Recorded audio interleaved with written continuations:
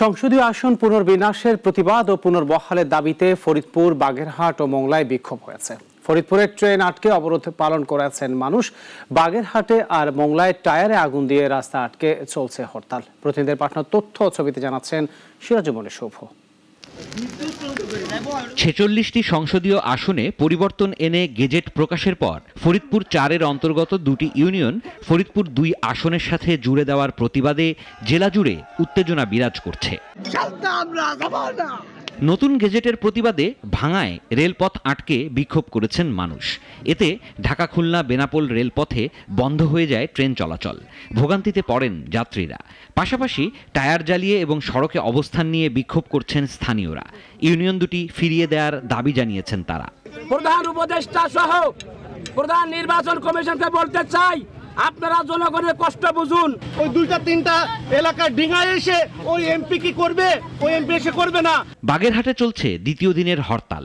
৪টি আসন বহাল রাখার দাবিতে জেলার বিভিন্ন সড়কে আগুন জ্বালিয়ে বেঞ্চ পেতে গাছের গুঁড়ি ফেলে অবরোধ করেছেন সর্বদলীয় সম্মিলিত কমিটির নেতাকর্মীরা। জেলার ৯টি উপজেলার বিভিন্ন সড়কের ২ শতাধিক স্থানে অবস্থান নিয়েছেন নেতাকর্মীরা। এতে বাগেরহাট জেলা কার্যত বিচ্ছিন্ন হয়ে পড়েছে। এখানে আমার যে ইম্পোর্টেড যে মালগুলো আছে, অর্থাৎ পাথর সাপ্লাই বা বালি, এগুলো আমি সময় মতন আমি আমার সাইডে নিতে পারছি না।